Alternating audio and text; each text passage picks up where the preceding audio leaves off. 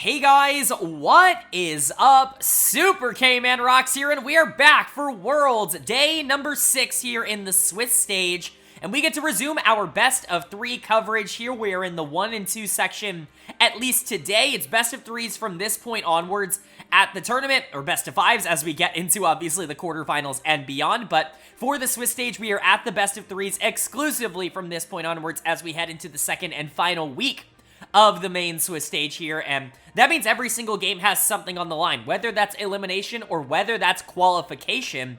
There's a lot on the line for every single team that steps onto the Rift from here on out, so these games today really matter. We're going to be covering some 1 and 2 games.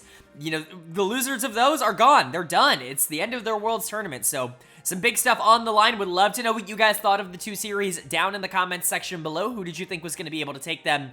Did you enjoy the games or not? All of the fun stuff. Would love to know your thoughts and opinions. Of course, if you want mine, you can check out day number 5, the coverage I did of that, where I did preview both of these series at the end of that video. The link to that's going to be up in the iCard right now, so you can go ahead and check that out if you are interested, of course. But what I will say very quickly, if you do find yourself enjoying this video at any point, please leave a like. It really does mean a lot, whether that's now, whether that's in 30 minutes, whatever. Whenever you find yourself being like, you know, I really enjoy the content that's being put out here, it really would mean a lot to me if you did hit that like and hit that subscribe button, but I don't want to pander to you too much at the beginning of the video.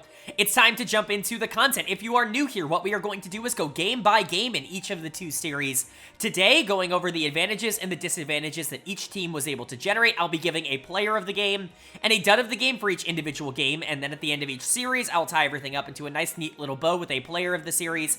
And then, of course, at the end of the video, we will quickly talk about what you can expect from day number 7. Still some very important games coming up, but without further ado, let's jump right into our first series of day number 6, our first series of the second week, and this is maybe the most exciting of all of them. This is a fantastic draw here at 1 and 2 because I think these 2 teams are very similar in terms of talent level, which is exactly what I said in yesterday's video. This is a matchup between the number 2 seed from the LCS in Cloud9 and the number 2 seed from the LEC in Fnatic. Very interested to see what exactly happens between these 2 teams. It's no secret that I've been incredibly low on the West in general going into this tournament. I put the 8 LCK and LPL teams as the top 8 teams at this tournament. G2 was the only other team that was in B tier, but I had everybody else, every single other Western team in C tier or below as a team that I didn't really think could compete with the East. And so far, that has proven to be true. I think the West in general is just much weaker than people were giving them credit for. And for all the shit that I give them, I think these are 2 of those C-tier teams that I think actually could make an impact. Both of them, unfortunately, sitting at 1 and 2 because, you know, scheduling at Worlds is hard. If you run into an Eastern team, you're probably just going to be in a pretty bad position.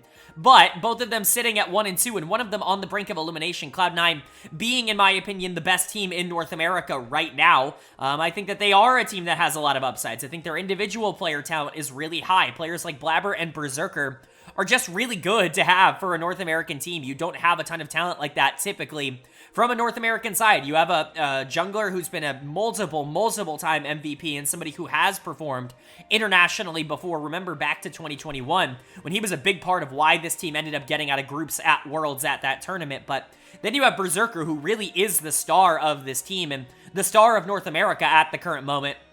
This is somebody who I could very realistically see playing AD carry for a top, you know, a Worlds team that, you know, from the LCK next year. Like, it really is not out of the realm of possibility for that to be something that exists in the sphere. That's how good Berserker is as an individual player, and obviously those 2 can get hot at any moment. It's the rest of the team that has always been a concern, and it's the way this team plays as a unit, where Fudge, Eminence, and Sven certainly have their problems individually, especially in terms of playing competition that is incredibly mechanically talented.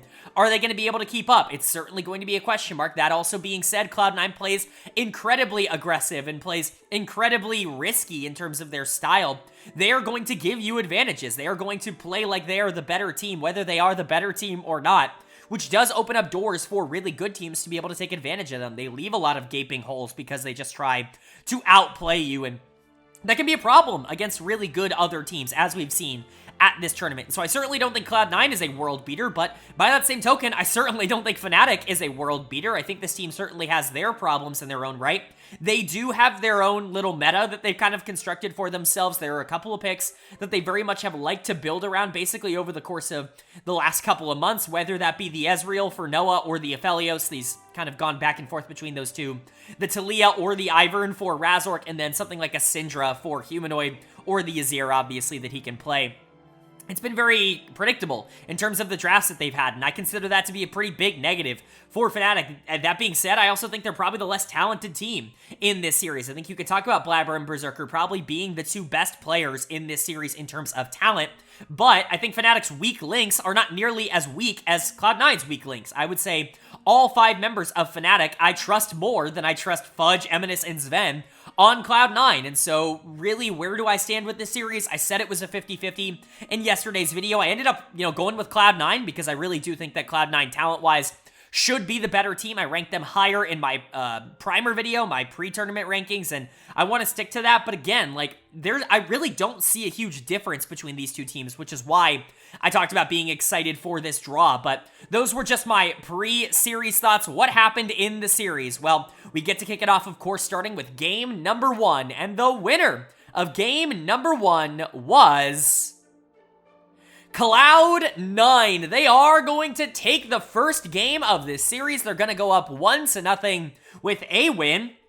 I'm certainly not going to say a good win, because I think that would be kind of lying about what actually happened in this game, but Cloud9 did absolutely win the game, and quite frankly, they kind of dominated the game. They were certainly the better team. I just don't know if it was generally a good showing for Cloud9. When I talked about these two teams being incredibly similar, I didn't mean they were both incredibly bad, right? That's really not the direction I wanted to see that go in. But man, this was a really bad game number 1 from both of these teams. I don't really think either of them showed a whole ton. Cloud9 definitely showed a lot more, which is the reason they're walking out with a win. But look at the stats on this game. 27 kills to 7, 2 Barons to 1, over 10k gold up by the end of the game, 9 towers to 1, and yet it took 40 minutes for Cloud9 to close this out. What exactly were they doing? I don't even know. I can't even begin to tell you. Let's quickly go over draft, because that's how we like to start these discussions. I do think Cloud9 definitely had a better draft, but I think it's a lot easier to get a better draft on blue side than it is on red side, specifically when red side decides to leave Xayah up. I think Xayah's just in a really strong spot right now. If you follow the channel, you know I'm an advocate for banning out Xayah on red side or even on blue side and first picking Kai'Sa, because I do think Kai'Sa is really strong as long as she's not playing into Xayah. That's really been the time where she struggled a ton at this tournament, is specifically in that matchup, but leaving the Xayah up just immediately is going to give you pressure in that lane. There is no AD carry in the game right now that can actively deal with her all that easily early, and she scales incredibly well. So already, I think that's a little bit of a negative, and in general, I do think bot lane is probably the biggest point in favor of Cloud9, because Ezreal has just been such a problem at this tournament, not only for EU teams, yes, for EU teams, obviously, I know the meme. EU teams are infatuated with this Ezreal pick, and he has constantly let them down. He has constantly underperformed as a pick, but it's not just EU that he is struggling with. Everybody that's played Ezreal at this tournament has regretted it, and so very interesting to see them go to that again. We see the Rumble on the top side to try to complement the really aggressive Yone pick coming out in the mid lane. I do potentially like this as an answer to Orianna. You're going to try to scale into the mid game and spike there a little bit harder. And in general, Cloud9 actually team fights really well. Like, Rumble plus Jarvan's obviously great, but being able to line that up with Yone and with Nautilus and then having Xayah as a consistent damage threat, you don't really want to scale into this game if you're Fnatic. You want to try to take over in the mid game with a Lee Sin power spike and potentially either Ori or Jax being able to get online and team fight very quickly and earlier on into the game than what you would expect from a Rumble or what you would expect from a Jarvan, right? That's kind of the hope for Fnatic. The problem was they lost early, and so all of a sudden, that kind of goes out the window. I think you could make the argument that you have 3 winning lanes here from Cloud9. And I certainly would. I think early on, you've got 3 lanes that definitely have pressure. It's the reason I kind of dissuade people from wanting to go B1 or R1 Orianna, just blind pick Orianna, is because I don't think she's this champion that just is safe all the time in the early lane phase and can scale no matter what. I think she does have counters, and she does have things that consistently beat her, as we saw in this game with the Yone. But again, Cloud9 took way too long to close it out. I want to stay with the positive for now. Player of the game is going to go to Fudge in the top lane. This was a Rumble masterpiece. He really was dominant in lane and out of lane lane on this champion. If he's going to be able to play like this throughout the rest of this series, it's not going to be all that close. Cloud9 has always just been waiting for that third member to step up, because Blabber has been really good and Berserker's been awesome at this tournament. He just really hasn't had a ton of reason to pop off in some of these team fights. Blabber has been good, like I said, as well, but if Fudge, Eminence, or Sven can step up and be that big secondary carry for this team to kind of assist Berserker, allow Blabber to play a more facilitative role, which is really where he's at his best, then I think that's what's going to allow Cloud9 to really usurp other teams like Fnatic in this C tier of the bracket. And we saw that here in game number 1, really good game from Fudge. And all of a sudden, the tide starts to move in favor of Cloud9. Now, that being said, can you really expect Oscar to play as bad as he did in game number 1 again? Probably not. This was a miserable game mechanically from Oscar, messing up Jax combos, just not really feeling comfortable on the champion. I don't know if it's nerves. Obviously, he's played Jax before on stage. It's just a very bad game. It happens every once in a while. We'll talk about that. Blabber was really good in this game. He's not going to get the credit he deserves for how much he set up this team on the Jarvan. The problem was that the late game macro was really bad. And from what I know, Blabber is the main voice in a lot of those comms. Blabber and Sven. So that certainly is something to at least take out on Cloud9, but you know, a lot of those objective just takes in general were miserably bad. Flipping objectives up 10k gold is just never a good thing to see from a team that you want to see just kind of dominate towards the end of the game. But individually, I think the top side of the map held up. Everybody played well individually, I'd say, on Cloud9, but yeah, their macro was pretty poor. And then for Fnatic on the other side, you just kind of got blasted. You looked like you were just not nearly as good this game. Obviously, Oscar Renan is dud of the game. He was the one who I think underperformed the most in terms of what he was doing mechanically, but nobody played well. Like, Humanoid looked really bad on the Orianna. Again, another notch in, like, you just have to be better in order to make Orianna look strong in lane. Either that or the enemy just has to counterpick themselves, which obviously a ton of teams have done at this tournament. I've talked about that, but you put yourself in a matchup where Ori can't just free scale into the late game. She's really not a B1, R1 type of champion right now. Razork not looking good on the Lee Sin. They start to move away from some of these more like facilitative, almost support-esque junglers, things like the Tillia, things like the Ivern that want to try to get the rest of the team involved. Go to the Lee Sin, something that does have to be a lot more proactive in the early game, and it just does not work. This Ezreal continues to be a problem, and Trimby's engages this game were bad on the Rakan, a very strong champion. Fnatic just didn't play particularly well. I think a lot of that does start in draft, where I don't really know what the point of this draft is. You gave yourself late game insurance with things like the Jax and the Orianna, but then you draft Lee Sin, and you draft Ezreal. Ezreal, I guess, because you want to survive the laning phase against Xayah, but Xayah outscales you, too, so, like, really, where is your advantage there? And then the Lee Sin was just never going to be that good in this game if he doesn't get super fed early, which I get for Razork is a good idea because he's a player that generally just wants to be able to dictate tempo, not really a superstar player when he has to play from behind. That's always kind of been the scouting report on Razork, is try to set him behind as early as possible, and so if you're Fnatic, going for something that has a bit more agency early can work. But look at Cloud9, they have a ton of ways to neutralize pressure. You don't really have a good lane to be able to target. If you want to be able to get somebody ahead, it's probably the Jax, but Fudge outplayed Oscar this game, and all of a sudden that plan just goes out the window, and so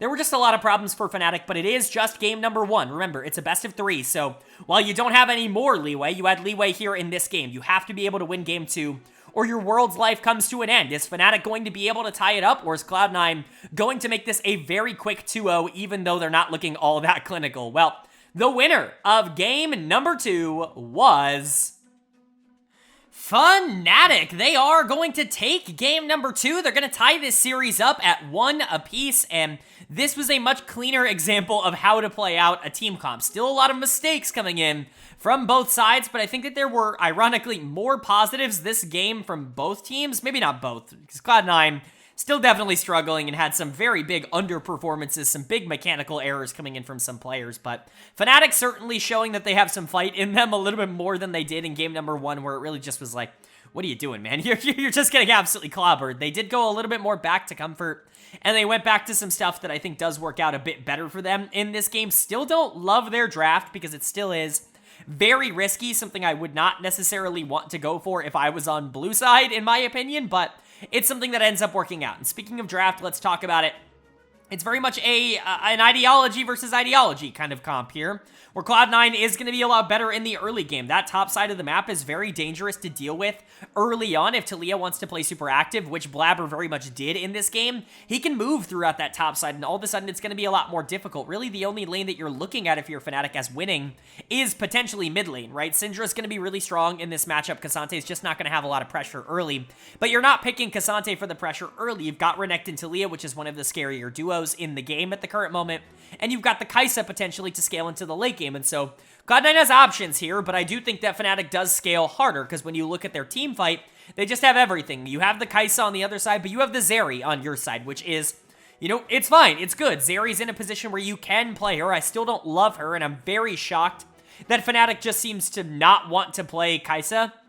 It's just something that seems to be completely out of their wheelhouse. I don't know if Noah just doesn't play the champion, but he's favoring Zeri over Kai'Sa in this meta, which is certainly something to criticize, something to at least debate over. It's not something I would personally go for, but it ends up working out as an answer this game. They do end up getting Rakan on B5. I don't know how that champion lasted that long, but really the pick that kind of glues together this whole draft for Fnatic is the Syndra in the mid lane. I've been hyping up Syndra for quite a while. I think people are very much over-hating on the champion in the same way that, you know, LoL fans just over-hate on any champion that doesn't perform well for their individual team. Syndra's done really well at this tournament. The times that Syndra has lost is mostly when she's been picked into bad matchups, picked blind, which you really don't want to do. And yes, she was picked blind in this game, but Cloud9's really not the kind of team that can answer that with anything that's going to be particularly strong. Typically, I would like to see Syndra as an answer to Orianna. I think it's probably the safest thing in the game right now. Not only do you have the pressure early, but Ori likes to scale. Syndra scales just as hard. She's going to be super scary in a lot of those team fights, and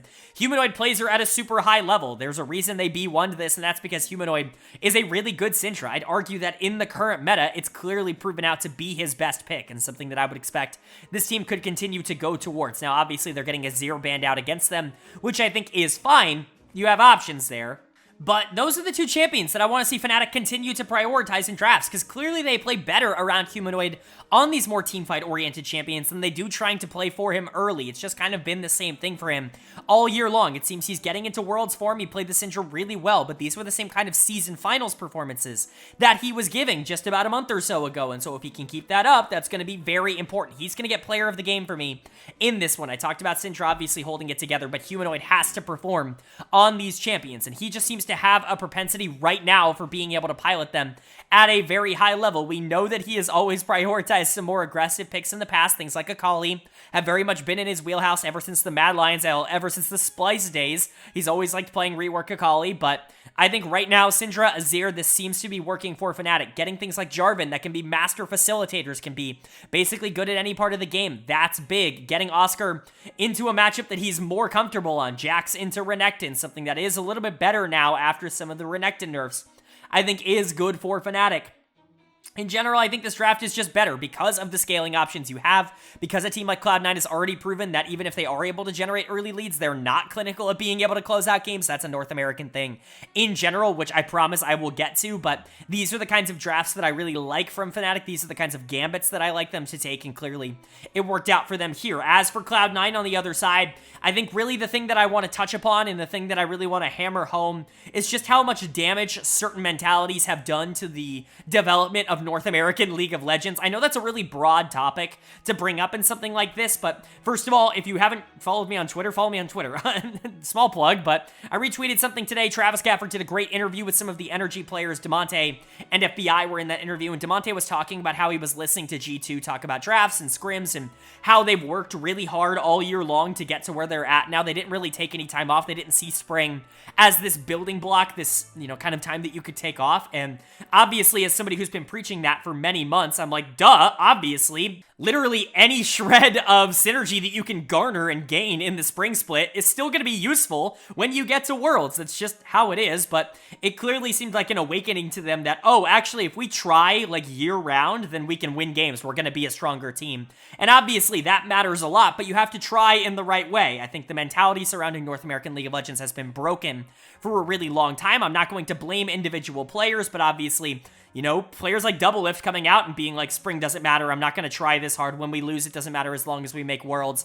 Like, that mentality has hurt the system as a whole a lot, and I do think that obviously we're moving away from that, but also, again, not to call people out, I don't hate this person. If you're a fan of them in the comments, I promise I'm not trying to say this as a huge negative, but when you have major voices like LS coming out into kind of the community and preaching, oh, you should only practice the first 10 to 15 minutes of the game and then you should reset, because the only thing that you should learn is laning phase. If you can win laning phase, you can win games consistently. And I agree that works at a domestic level for North American teams. We've seen what it can do for Cloud9. They've really adopted that practice style, if reports are to be believed. Obviously, Fudge is a big proponent of that practice style. But the problems, we're starting to see them as well. And it's not just Cloud9. It's basically every North American team. They have no idea how to close out a game. And Cloud9 had a lead in this game. That might get lost in the shuffle, but they did relatively well in the early game, as they should in this matchup. Blabber was everywhere on the map, and Blabber in general had a really good game. But if NA consistently has problems being able to do anything with the leads that they're generating, then those leads don't matter. They don't exist. And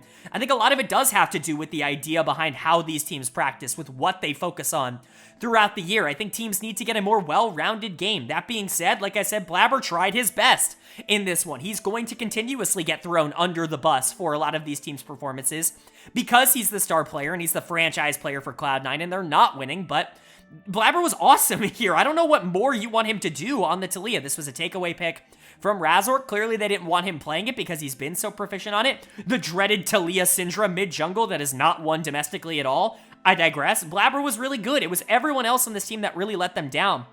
Fudge had a really bad game here. He's obviously dead of the game. His individual performances were really lackluster. His mechanics were really bad in this one, even in the early laning phase, in a matchup that, yes, has gotten worse for Renekton, but still, Renekton should have tempo, at least at some points in this game.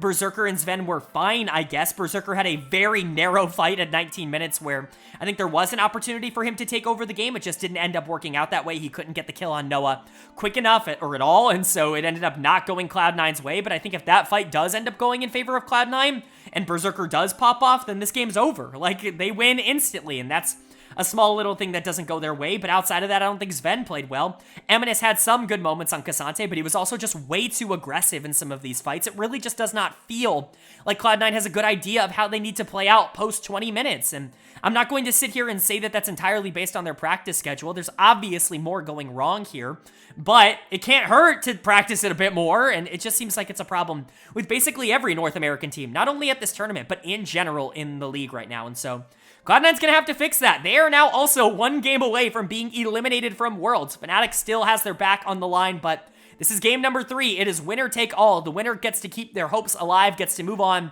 to the 2-2 stage, and the loser is going home. So who's going to be able to take it? Well, the winner of game number 3 was Fnatic. They are going to take game number 3. They're going to take this series 2-1. They will advance into a winner-take-all matchup to see if they can get into the quarterfinals. And unfortunately, this is going to be the end of the road, the end of the run for Cloud9 on the North American side. They just weren't good enough today. There really is no other way to say it. Fnatic is better than them, and I think they proved that in this series. I'm not entirely sold that Fnatic is some super soldier team that is a quarterfinals, potential kind of a team that can beat, some of the top 6 teams in the world, but they sure as hell were better than Cloud9, and that's definitely going to be the takeaway coming away from this series. Even game number 1, which Cloud9 won, they definitely did play better in that game. Fnatic played really poor, but Cloud9 really struggled to be able to close it out. They didn't really have a good idea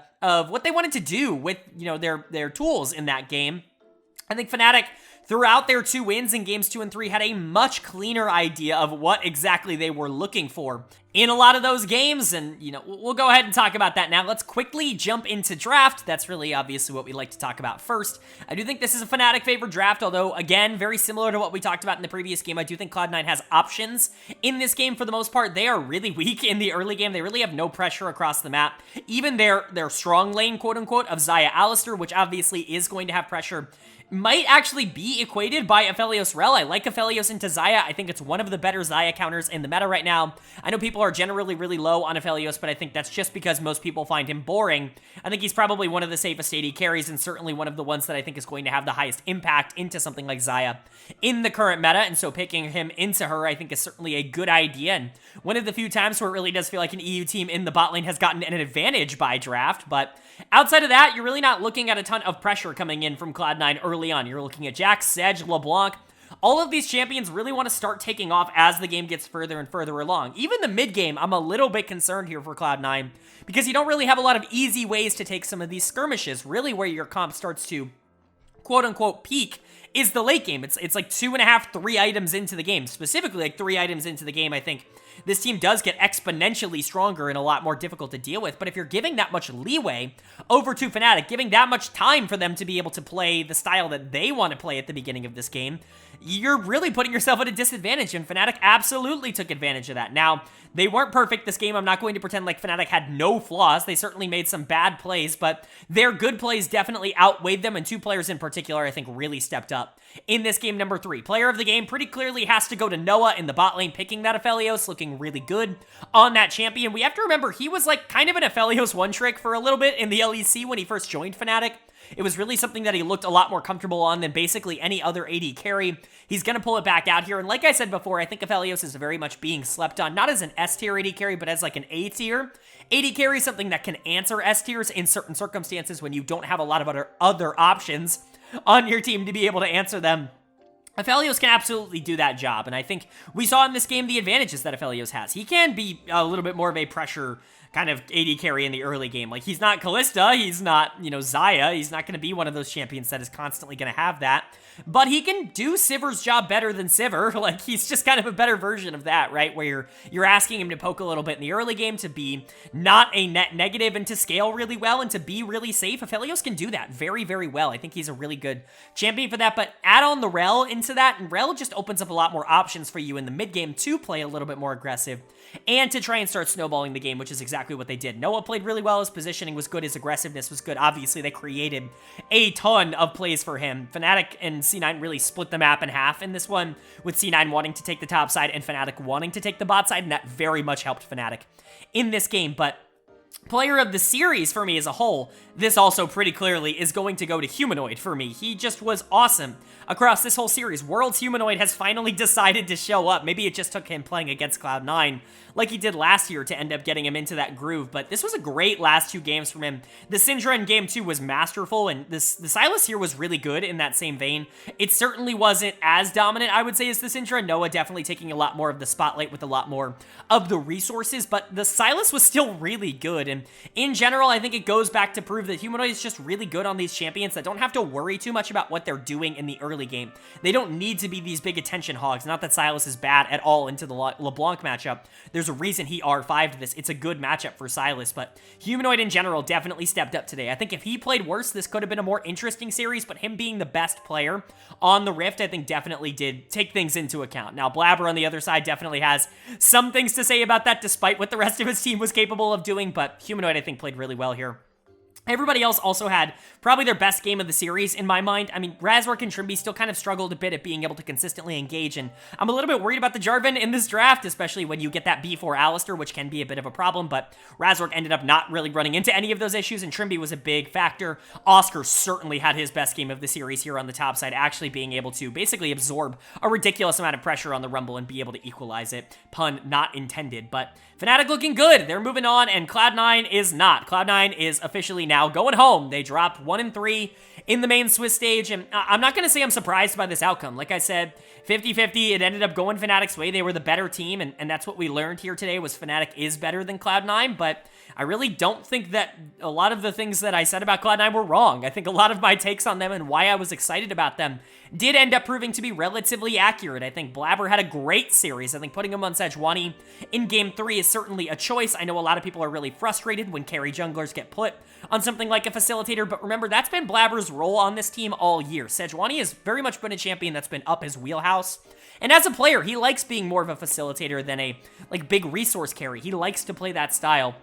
So I don't hate the pick, but Blabber continued to be mostly a positive in this game. This was his worst game of the series, but the Taliyah in game 2 and the game 1 was awesome from him. I know that people are going to like overlook that, but he was really good on the Jarvan in game 1. He was really good on the Taliyah in game 2. Blabber was definitely the star of Cloud9 at this World Championships. Berserker showed a lot of the good things that we wanted to see from him. He just was a little bit too passive. I think I wanted him to play a lot more aggressive, to be that big game-changing AD carry.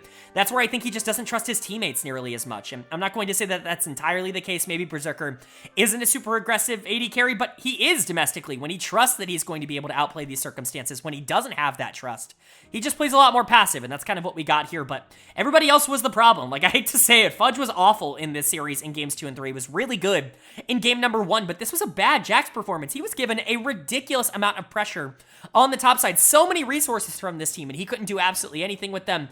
Eminus was a complete non-factor, not only over this series, but across this entire tournament.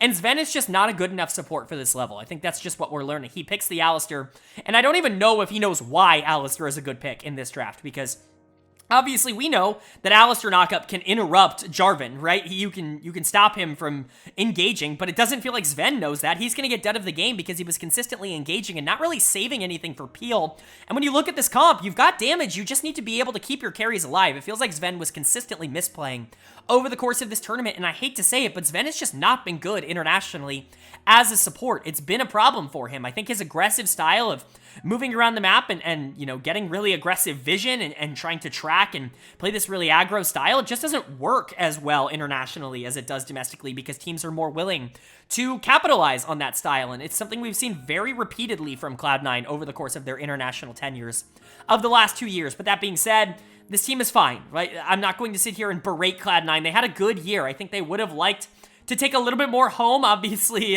you know, spring was good for them. Them being able to qualify for MSI by being the champions is certainly a really good thing. Them being upset by Energy in the summer finals is certainly not what they were looking for, but Cloud9 was the best North American team this year in terms of domestic performance. They won't be the last one surviving at Worlds, but I still think it's a positive year overall, if a little bit disappointing for Cloud9. And then for Fnatic, obviously, you've got, you know, another shot. You're going to a do or die 2-2 series against somebody. You don't know who you're going to pull yet, but you've given yourself an opportunity to make the quarterfinals. You're one series away from the quarterfinals at Worlds. That's a huge accomplishment from a team that I really don't rate all that highly, if I'm being entirely honest. This team has overperformed up until this point. Their schedule has not been particularly difficult, but they've done what they've needed to do, and now it's all going to be up to one final series. It's going to be interesting to see if the best version of them comes out, or if maybe some of the less savory things that we saw in this series end up being maybe a little bit more sticky than we thought they'd be. And then moving on to our second series of the day here. It's another best of 3, but this one slightly a little bit more lopsided on paper. Definitely not the Fnatic Cloud9, like, oh, it could be either team. I think one is definitely the favorite going into this, but that favorite is one of the most inconsistent teams in the entire world. We have a matchup between the number 3 seed from the LEC in Mad Lions and the number 4 seed from the LPL in Weibo Gaming. Weibo obviously pretty major favorites in this series for a good reason. Not only are they genuinely a good team, a borderline top 8 team, a team that I think would be disappointed to not get out of the Swiss stage, but Mad Lions on the other side has really not shown anything internationally this year. They've really not been able to show anything recently either. They bombed out of summer. They looked okay in the season finals, being able to take down Excel and to qualify for this tournament, but that was the only best of series that they won in summer, was that season finals series. And so it's not like they've been killing it as of late. Yes, they were able to take down BDS earlier on in the tournament in a best of 1, but as we know, BDS wasn't very good. Like, they just weren't a very good team, and Mad Lions isn't a particularly great team either. That being said, Weibo can sometimes not be a very good team. We've seen this team dominate really good teams. They were 2-0 in the regular season against JD Gaming. Not only this split, but last split as well. Summer and spring, they beat JD Gaming in the regular season, the team that everybody likes to believe is the best team in the world for good reason. But they're also the kind of team that has gone 0-2 against Invictus Gaming over the course of this year. They just have not found any sort of consistency. They tend to play towards their opponent's strength, and that's not always a good recipe towards winning against, you know, lesser teams, but it's a little bit different here at Worlds. It does feel like this team has been a little bit more locked in as of late. I think some of their concerns are the fact that the bot lane really has not been great at this tournament. Crisp in particular, I think, has really struggled, but a lot of supports have really struggled at this tournament. It's not just Crisp. A lot of really good supports are just not playing well at this tournament, and Light, honestly, has been basically a non-factor. I compared this bot lane to how the D plus Kia bot lane is currently playing. I think Light and Crisp are playing very similarly to how Deft and Kellen are currently playing at the current moment, which is not a ringing endorsement for either of them, but it's worth noting that both of those bot lanes are good bot lanes, and Light and Crisp can definitely get back on track against Carzzy and Hylissang. They definitely should be the better bot lane, but mid-jungle's been a positive for Weibo. Weiwei and Xiao, who have been good over the course of this tournament. The Shy continues to be whatever. He was really good in their previous game. He looked like someone that could actually, keep up with maybe some of the more interesting teams in the world, but again, the consistency that the Shy has offered over the course of this year has just not been there. He's had good games, but he's had a lot, and I mean a lot of really bad ones as well, so definitely something to monitor, but they're going to be favorites. Mad Lions on the other side are just not playing well at the current moment. They're relying a ton on players that haven't necessarily been carries for them over the course of this year, mainly Carzzy, who, is a good player, and he's definitely somebody that has stepped up as of recently, but this team has not been able to win with Carzzy as a primary carry. It's really just not been their style of being able to win games. It needs to be Elyoya and Niski. They simply have to step up. This jungle mid duo has to be good enough for them to be able to go up against Weibo Gaming, or else they're just not going to be able to play.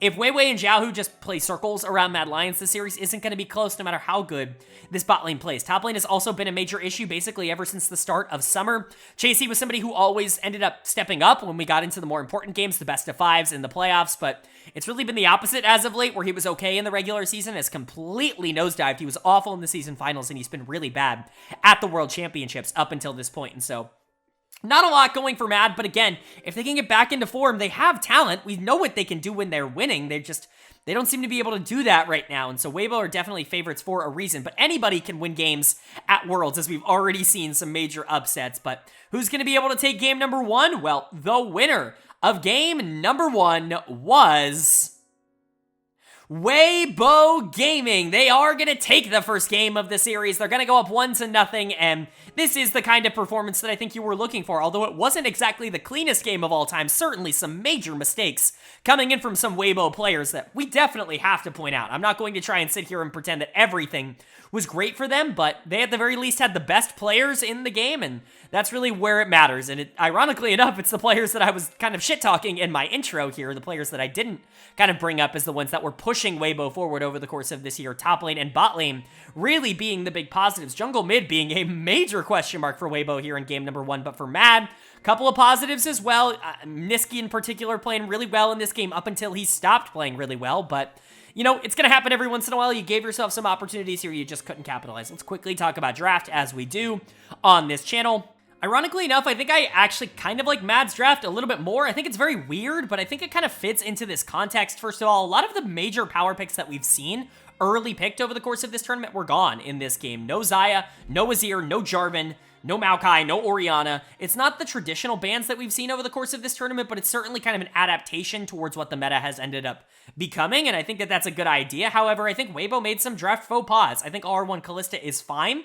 It does get answered by the Ashe, but Kalista should still dominate Ashe in the early game. A lot of what Kalista does is still going to be fine. Now, Ashe is eventually just going to be this super mega hard counter to Kalista, and that's going to be a bit of a problem, but Kalista's not going to get entirely destroyed by Ashe in the early game, so long as the Renata plays well that you paired her with, and I think that that's a fine duo to end up going on R1, R2 in this circumstance. My problems end up coming in from the fact that you R5 Aatrox, where I think this really starts to go downhill. It locks in the fact that you want to play early game.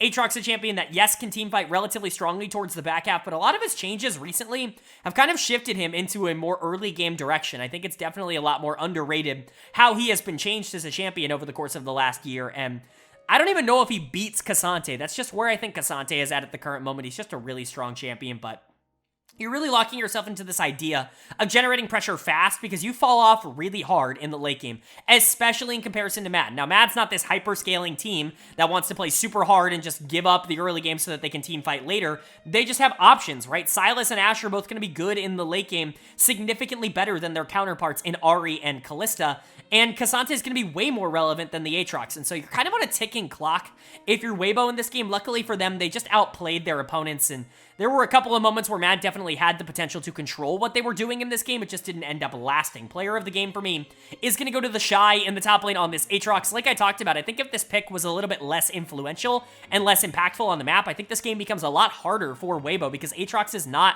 a champion that just free scales into the late game anymore. He's not going to be this free teamfight threat that he was a year ago. A lot of the changes have really kind of adjusted his power scaling, and the Shy needed to win. And you know what? He did. This R5 Aatrox ends up paying off huge because the Shy ends up dominating. Now, a lot of people are going to point back out to 2018 and be like, wow, this really does look like 2018 the Shy when he's dominating on Aatrox. And yeah, I can totally understand that idea. It's good to see the Shy getting into form at Worlds. I would argue that the last 2 games that he's played, the one against G2 and now the one here against Mad Lions, are probably his 2 best games of the year. He was not good in the LPL, but it's good to see that as the games got more important, he finally decided to start locking in. As we know, the Shy, pretty notorious for not playing solo queue and not really trying when he does, and so maybe he just finally mentally got locked in and he's trying again, but you know, it's good to see him performing well, whatever the reason. It's not just him, though. I think the bot lane really stepped up. Like I talked about, it was top lane and bot lane that I think really started to push this team forward. Light on the Kalista looked so much better. Light and Crisp in general have been very weak at this tournament, like I talked about in my intro. But it's nice to see them actually show up when it matters the most here in a pivotal game number 1 against Mad, you know, when they're on the brink of elimination. Light was awesome on the Kalista. The damage he was able to do, the pressure he was able to create, even going into something like Ashe, which obviously is basically drafted here to be a counter to the Kalista. It's just really impressive. I think I very narrowly gave the Shy player of the game when you very much could give it to Light. And Crisp was good too. He wasn't quite as flashy, and he did make some more like macro errors in terms of where he was on the map, but he was still solid. I think Light, Crisp, and the Shy were good. Jungle mid was not for Weibo. This was a big advantage for Mad Lions. Niski got mega fed in this game. He was like 7-0 at one point in this game on the Sylas. He obviously played some of the late game team fights really poorly, which is really unfortunate considering how this team is set up, but Xiaohu was awful in this game. He was constantly missing skill shots. He was putting on the wrong kinds of pressure in the early game, giving over free gold to Mad Lions and to Niski in particular. I don't know what was going on. Xiaohu's been really consistent and really good all year long. I will say, if there is a weakness to Xiaohu's game, it's early laning phase. He's probably the most consistent team fighter at the mid lane position maybe in the world, but his laning phases have been exploitable by the best mid laners in the game over the course of this year. Niski's not one of those. You should not be getting absolutely throttled in this game by Niski, but this was bad from Xiaohu. This could have cost them the entire game. It ended up not because top and bot won, but this very well could have been a major problem for them. And Weiwei, I think, underratedly was also really bad in this game. He's not going to get nearly the same kind of negative attention that Light got, but he was really bad too, so jungle mid simply has to be better, and we talked about that being a big way for Mad to get back into the series, and they showed up at least at the beginning of game number 1 here. I think Niski in particular obviously played awesome, was able to generate these massive leads, was really just outplaying Xiaohu for a majority of the beginning of this game. A lot of people are going to look at some of his negative moments over the back half, but still a lot of good to take away from this, and I think Aoyoya also had some good moments. Carzzy tried his best on the Ashe, although he was a little bit too far forward. It was Chasey and Hylissang that I think really disappointed here. Dud of the game is going to go to Hylissang. I don't know what's going on with supports at Worlds, but it feels like Alistar has become kind of this cursed pick for a lot of people. We talked about Sven in the previous series, just like forgetting he can use Alistar knockup to interrupt Jarvan and just like not playing the game at all. But we've seen Kellen like really suck on this champion. We've seen Crisp on the other side of this really suck on this champion. I don't really know what's going on. A lot of supports have just like failed to use this Alistar pick really well. Alistar's not a difficult champion to perform at a high level with, at least according to my memory, and so it's just very weird. But Hylissang was awful in this game. This was classic Hilly in all the wrong ways at this tournament, and Chasey also continues to just be a major negative for Mad. It's crazy how much he has deteriorated over the course of this year. He was looking so good by the end of the spring split, but ever since summer has started, it feels like his mental has just taken a complete break, and it's just not recovered. So I don't really know what's going on. Carzzy could have been a little bit more active, but again, he also got really far behind, and there wasn't a ton he could do, actually, to the Kalista throughout this game. But you're looking at Niski being more aggressive and Aoyoya potentially having a better game. There was an avenue here for Mad to be able to take this. It was a small one, but there was an avenue here. This game was a lot closer than you would anticipate a game 1 being. Mad just has to clean up some of those mistakes and capitalize on some of Weibo's bad plays a little bit more, on their advantages a little bit more. And I do think it's realistic to see them be able to take this game number 2, but of course they have to do that because their back is now against the wall. If they lose this, they are eliminated from Worlds. Weibo wants to close this series early, but they very much need to clean things up, especially in the mid lane. But are they going to be able to do that, or is Mad going to be able to tie this series up? Well, the winner of game number 2 was Weibo Gaming, they are going to take game number 2. They are going to sweep this series clean 2-0, and they are officially going to eliminate Mad Lions from Worlds 2023. It's a good run for Mad. They weren't the first EU team eliminated from this tournament, of course, with them beating BDS and BDS dropping that series to DK. But they didn't exactly show a ton of upside, only beating other LEC teams and having quite a few problems on their own. A couple of individually really poor performances in this series. But for Weibo, what a win. This is the kind of Weibo that you want to see. You want to see them come out against a team in Mad Lions who they are definitely better than and prove that they are definitely better than them. And that's exactly what they did. No more of this Weibo going up and down, playing back and forth, not really playing up to their full potential, playing to the other team's potential. They finally started to control some of these games and really start to play at a high level. This was a really good series from them and from a couple of players that we needed to see play well in particular. But before we get to that, we get to talk about draft very quickly, obviously, because again, maybe shockingly, I like Mad Lions draft in this game. I think it's better than people are going to give it credit for. I think it has a lot of upside and has a lot of options. Ironically enough, really the only lane that I don't love here is bot lane. I think Kalista Soraka is playable and it certainly has a ton of early game upside, but Renata actually shuts this down surprisingly hard. She does a very good job of making sure the pressure that Kalista generates isn't going to get completely out of control, and I like Aphelios as somebody that can just kind of be long range early with the green gun and just kind of chill out until Kalista wants to chill out with him, right? I think that that's a good idea, but the rest of this map is super Mad Lions favored, and even then, like, you still have Kalista. It's not like she's going to be weak in the early game if you want to try and take skirmishes down there, but I really like K'Sante and Aatrox. I've already talked about that, obviously. The Shy likes that matchup a lot more, but just a personal preference, I guess. And Vi Ahri, like, we can talk about how they're not exactly, like, the most scaling, consistent jungle mid duo. They need a lot of gold. They need a lot of pressure in order to scale into that part of the game that you need them to be in. But you really probably can't craft a stronger mid-game duo than Vi Ahri in terms of getting picks in the mid-game, being able to scale out of control at some of those early contests, those early 4v4s. And I really like the idea that Mad went for. The problem was they're just not as good as their opponent in this game, and so they never were really able to get to the part of the game where they could execute on that because they had already lost a lot of pressure. That being said, a lot of their winning lanes, quote-unquote, ended up losing anyway, so it's not like it really mattered. For Weibo, you did give yourself options. Like I said, I love Renata on R1 as a takeaway once they take the Kalista. You don't want to give them that bot lane because we just saw what you were able to do with that. Carzzy wanting to replicate that a bit here in Game 2 and just not able to do so, and it continues to be the Light and the Shy show, and you gotta love that. The Shy's gonna get player of the game. He's also gonna get player of the series for this series as a whole. What a good sentence to hear if you are a Weibo fan or if you are a K-Drill fan, because, man, we've been waiting for the Shy to kind of get back into form, to show any signs of life, to show that that 2018 version of him does still exist in some capacity. And this is really the first big showing this year that, yeah, he can still do this. Yes, it's against Chasey, and yes, it's against Mad Lions, but Matt had a very clear game plan in this, and that was, let's just keep 5-manning the Aatrox. Let's just keep diving him in team fights. Let's dive him before team fights. Let's shut down the Shy and make sure that he can't play the game. And I understand why you would want to go towards a strategy like that, because the Shy has shown that he is a player that sometimes if he is set behind, he can be in a really bad position. But the problem with that is the Shy just outplayed them at every possible capacity. They put resource after resource after resource into trying to shut down this Aatrox, and they failed every single time. And even after they were failing, they were continuously trying to do it over and over again. It is the definition of insanity to do the same thing over and over again and expect different results. And the Shy proved that. They proved that they were insane for going after him this game. He was awesome. If he can continue to absorb so much pressure across the rest of Worlds, if he can play at this level, that completely unlocks Weibo, because they had some problems in this series. We talked about Weiwei and Xiaohu kind of struggling in Game 1. They didn't struggle nearly as much in Game number 2. This was a much cleaner Game number 2 from them, but Light and Crisp looked really good. A bot lane that had really struggled.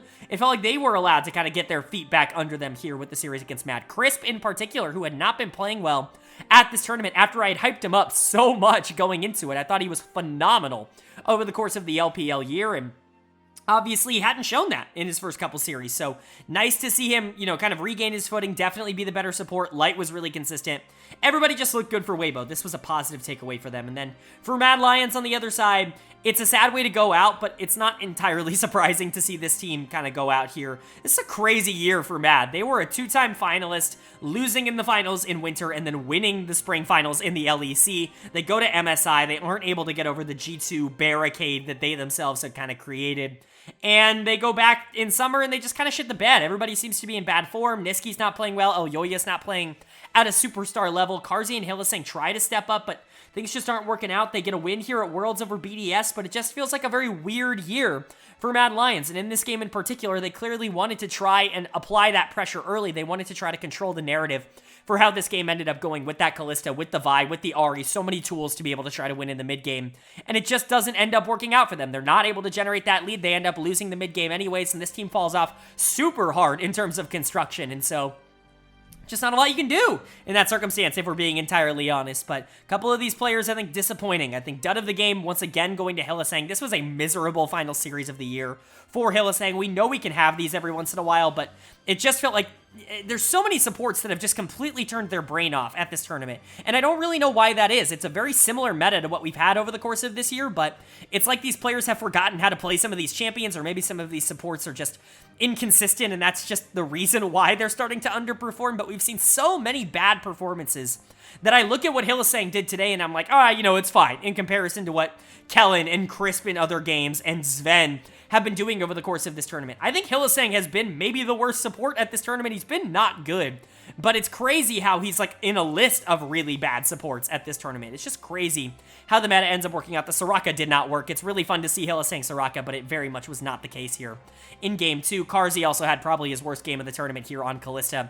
Trying to replicate what Light was able to do in Game 1, it just didn't work. Niski didn't have nearly the same kind of pressure, even though he tried. He was the best player on Mad in this series. Maybe not in this game, because Elyoya did play well in game number 2. A lot of really great engages and opportunities created by Elyoya, a player who I still have a lot of individual faith in. I think if he had better teammates around him, I think his year would have looked a lot different, but Chasey, Carzzy, and Hilly were just not good in this series. Chasey got run over by the Shy. They tried so hard to get him online, and they failed at basically every single opportunity. It just was not a good series for Mad Lions, and it's a pretty apropos way for them to be able to end their year off on it. It just wasn't a great end to the year. I mean, I don't want to talk about it too negatively, because overall, this is a super positive year for Mad Lions. This is a team that did not have top 1 upside going into the year. Nobody was predicting them as one of the S-tier teams, the Worlds tier teams, going into the LEC. Maybe a Worlds tier team, right? But like nobody was predicting them to win spring, to get an LEC trophy this year. And they were able to do that. They beat G2 in the playoffs. They narrowly lost to G2 in winter. Not narrowly, they got crushed in that series. But they were a finalist in winter, and they were able to take down Excel and be a team that really was interesting in the season finals. And so there's a lot of good to like for Mad Lions this year. It's just a shame that they just can't get it done internationally. And then for Weibo, obviously their job's not done. Very similar to what I said about Fnatic earlier. They've now got an opportunity to play a do-or-die best-of-3 against another team here, and I can't wait. I, for one, am just super, super pumped to see what ends up happening. I think Weibo is a really interesting team, a team that absolutely nobody in the world can underestimate, and I think they proved that again here in this series. Alright, but that is going to do it for my Worlds Day number 4 Swiss Stage overview and analysis video. I do hope you guys enjoyed the coverage of those 2 series. Up on the screen now, you're going to see the Day 7 series that we get to cover. A 1 and 2 series, 1, 2, and 1 series. So one of these teams will be eliminated. Another will qualify for the quarterfinals, which is massive stakes for both of these series, and all 4 of these teams. Will quickly preview what I expect to happen, starting with D plus Kia taking on GAM. Now, this is the much easier one to end up predicting, especially with some of the rumors and the news coming out right now. DK should be able to take this super easily with the 2-0. GAM is super lucky to be here, having squeaked by Team Liquid in that best-of-3 that they just played. I don't think a lot of people expected them to not be one of the first 2 teams out of the Swiss stage, but here they are. They've already overachieved a ton, even making it to the Swiss stage in the first place. DK is just too big of a challenge for them to be able to overcome. The LCK is just too good for the VCS to be able to challenge, in my opinion. It's not going to be particularly close, especially with the news that Levy is reportedly sick, and he might not even be able to play this series. He's like on IV bags, and he's like super dehydrated. He might not even be playing, and if that's the case, GAM is utterly screwed. Like, there is just no way that they're going to be able to beat DK with a backup jungler. It's just not going to happen, so Love you, Gam, but this is the end of the road. And then KT Rolster taking on LNG. This is much, much more interesting. Love this matchup. I think it's one of the best that we could have gotten in the 2-1 stage. One of the reasons I was super excited about this draw is because of these two teams going up against each other. KT has done nothing but over-exceed expectations all year long, and while people have continued to doubt them at this tournament, making them probably the most common pick to not put in the top 8 of the major regions, or of the, the 2 S-tier regions, which is crazy to me considering they were the #1 seed. They now have to go up against LNG, who was an LPL finalist this past split. Super fun matchup. I think it's going to come down to quite a few lanes. I think Gala versus Aiming is a super important matchup. I think obviously Lehens and Hong in that similar vein is a super important matchup. BDD versus Scout is crazy important. We get Cuz versus Tarzan. It's going to be a blast. It's going to be a lot of fun. Zika versus Keen. I think KT has the advantage in some matchups. I think LNG has the advantage in others, but it's just hard for me not to pick LNG. I truly do believe them to be one of the best teams in the world. I think they have the second strongest core of players in the entire world right now, only behind JD Gaming. And I don't really think there's going to be a lot of teams that can go toe-to-toe with them. I think LNG is a true threat to win Worlds and to make World Finals. And while I think KT is a really good team, a semifinals potential kind of team at this tournament if they get the right draw, I just don't think they're good enough to be able to beat LNG. I'm going to take them in 3. I think KT will be able to take a game, but I've got LNG and I've got DK winning tomorrow. Would love to know you guys' thoughts and opinions down in the comment section below. Who do you think is going to win those series? Do you agree with me or not? Would love to know your thoughts, of course. Let me know if you enjoyed the video down there, because if you did, leave a like. It really does mean a lot to me. Lets me know you guys are enjoying the content, and of course, it does help get this video out to a lot more people, which I'm always very appreciative of. If you're new here, hit the subscribe button. We're covering every single day of Worlds on this channel. A ton more to go. Swiss Stage is about to wrap up. We've only got a few of those, but quarterfinals, semifinals, finals, we've got so much preview action. We've got analysis, and then after that, off-season content's right around the corner. We're already starting to hear about some roster movement and some roster adjustments. I'm really excited to cover that in the off-season as well, but hit subscribe and hit that bell if you want to be notified when those videos do go live. But of course, with all that being said, I hope you all are having a great day. I hope you continue to have a great day, and I will see you all later.